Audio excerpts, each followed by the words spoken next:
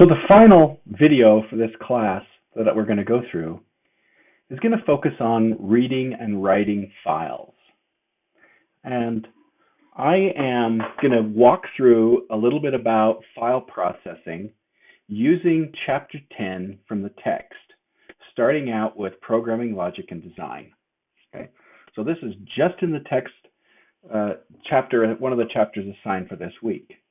What I want to do is just highlight a couple of things here. The first is how you declare a file for use. Okay, so declare output files. This is a file that would write out information to a file. And so output file is a keyword that you use here to denote that. And then this customer file is just the name of the variable that you give so that you can reference it. Okay, so the first thing you have to do is declare the file. The next thing you do is you open it. You notice that customer file here is the variable name. That's the same thing. See how it corresponds with this one? And then this actually tells the computer where and what file on the disk to go and pick up. So in this case, it's customer.dat. It could be something.txt, whatever it is.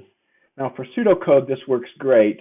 If you were writing a program, of course, the syntax would be a little bit different based on the language you're using, but you may also have to specify the path of that file so that it knows that it's on your desktop or in your home directory or wherever it may be. The key is that we declare the file and then we open the file. And then when we're all done, we use the same type of format here to close the file. Okay, so all this has been opening a file to write. And so once we've opened a file, we use this write command, again with the variable, and then whatever the data is we want to write. Okay, if we want to do the same thing with an input file, we'll jump down here a little bit and look at that same type of example. There we go. So we're going to declare an input file. That means a file we're going to read from the disk and bring into our program the data. Again, we declare it in much the same way, but we use this input file keyword, and then we open it in exactly the same way. When we're ready to read the data, we use the keyword read with the variable name of our file, and then whatever the data is that we want to read, whatever we're bringing in. And I'll show you how to do that in a minute. And of course, in the same way, we close it. There's a bunch of other stuff in this chapter. The only other thing, though, I'm going to cover here is this end of file marker. So at the end of any file, there is an end of file marker. And it isn't something that you actually can see. It just happens to be something that's at the end of the file. So let me see if I can just give you an example here of this.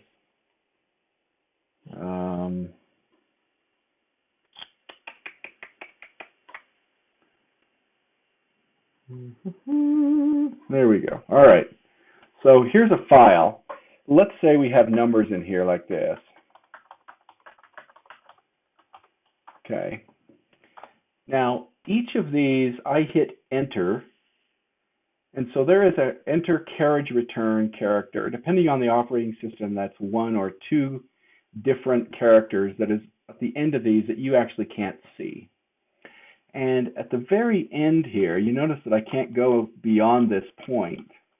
There is an end of file character that's there that you just can't see. Okay, but the computer can detect that using this end of file operator or function. Okay, so I'll show you how to loop through a file and keep looking for that end of file marker so you know that you're at the end. All right, so with all of that in mind, let's go back to our little text boxes here, and we're going to walk through the last of our pseudocode examples. Okay, so in this case, rather than asking the user for the numbers, we're going to read them from a file. So we're going to say, read 10 numbers from a file and into an array. So we'll give you a little more practice with arrays here. Then find the total of the numbers by looping through the array. So we've already looped through an array in last week's. Once that is done, write the total to another file. Okay. So I'm going to show you how to use a read or an input file and how to use a write and an output file. Okay, so let's look at the steps here. So the first one is we are going to loop through the file until the end of file marker is reached. Okay. Within that, we're going to store the numbers in an array. 3 is the end of our loop.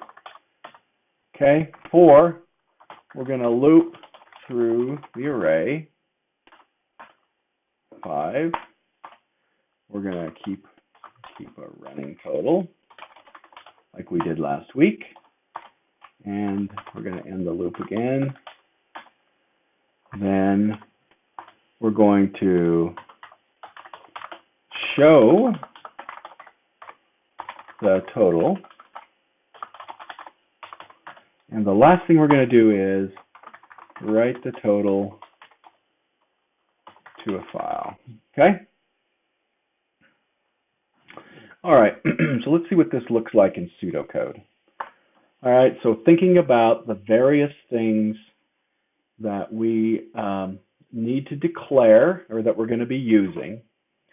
So I'm going to show you, you learned about this a little earlier in the class, the use of a constant. It's basically like a variable. The variable changes, the constant stays the same. Everything else is the same. I'm going to call it size. It's typical to have a constant be an uppercase, just so you can tell. And we said in our requirements that we were going to read 10 numbers. And so I'm going to set this at 10. And then that gives us the number to declare our array. I'll just put size in there like that. So we've declared our array. All right. Now, the next thing we want to do is we talked about in order to use a file, we need to declare it. In this particular case, we're going to start with an input file, and I'm going to call it numbers file. Okay. And you know, it looks like this file that I've got right here. Okay.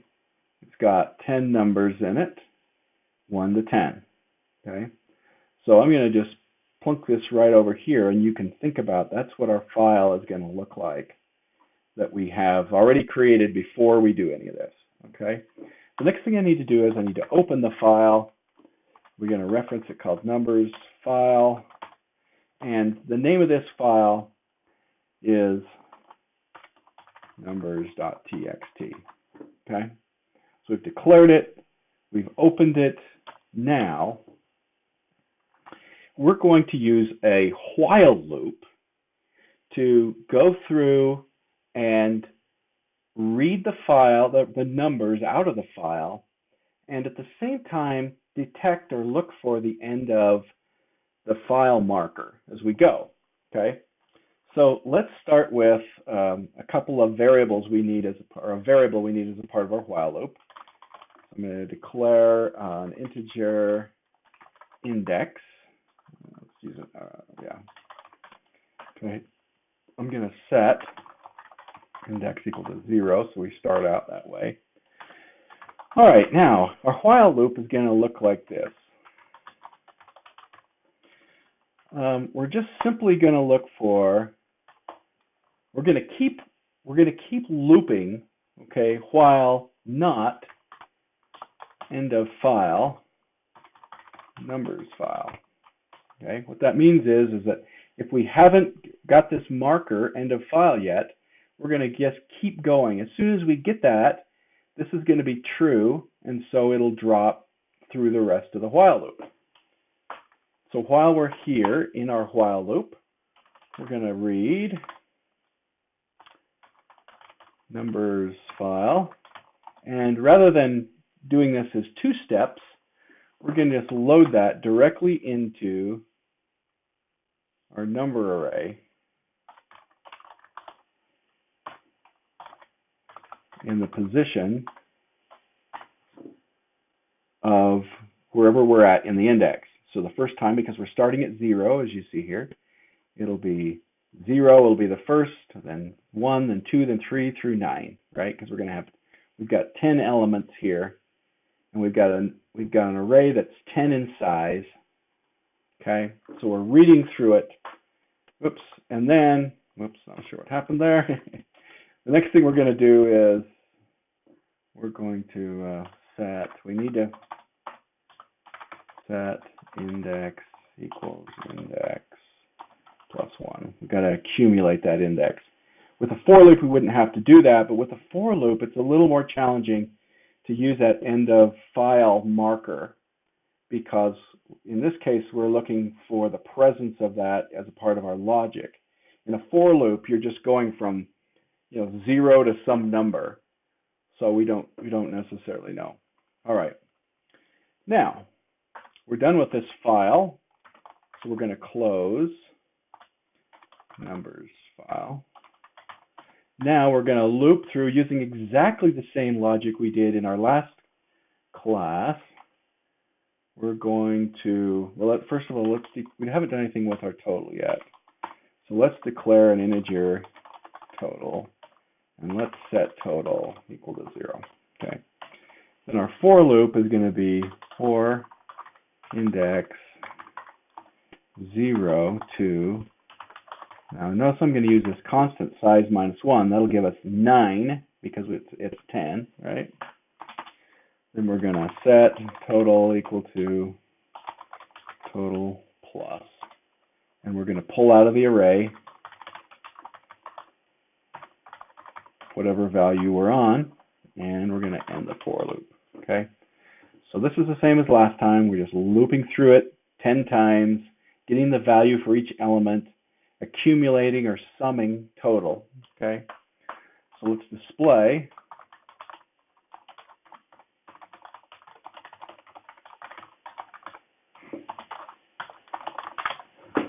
total.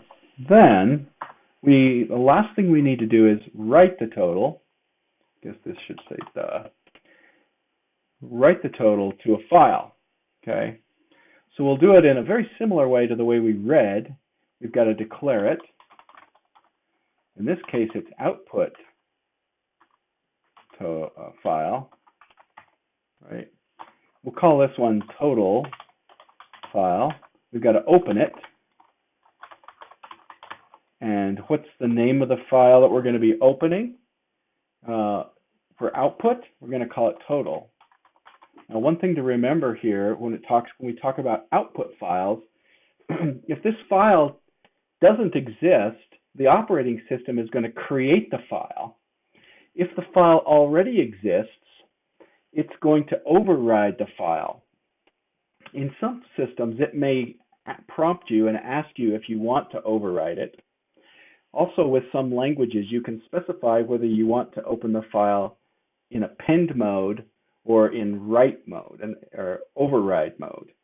If it's in append mode, it will just add to the bottom of the file.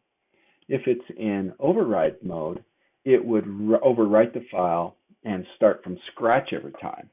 Okay. So the last thing we want to do is write total file total. Okay. And then close the file.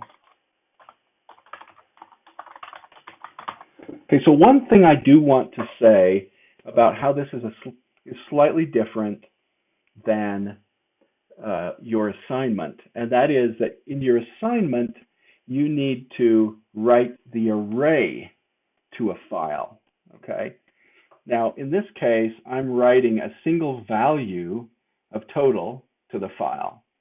But when you write an array to a file, you're actually going to have a for loop like this, and inside of it, rather than setting something, you'll want to write, the element of your array like this.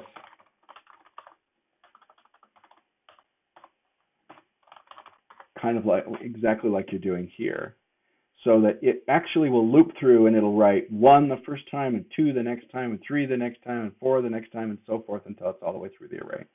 Okay. For this particular program, we're just writing one number, but it is a little bit different there. Okay. All right. So let's quickly look at the output here. The output is going to be interesting because there's not going to be that much of it.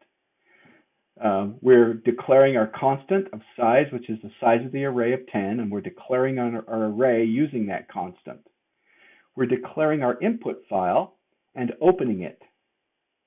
We're declaring this index number that we're going to use in our while loop, and for that matter, we'll use it in our for loop as well. Within the while loop, we're looking for the presence of the end of file marker for this file, numbers file. While it's not found, it will continue to loop.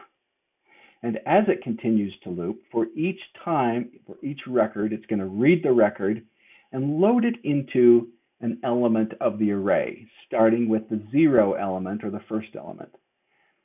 We're also just keeping track of the index so that we accumulate that as we go.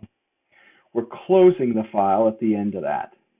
Then we now need to figure out what the total is of the numbers that are in the array. We're declaring the total variable and setting it to 0.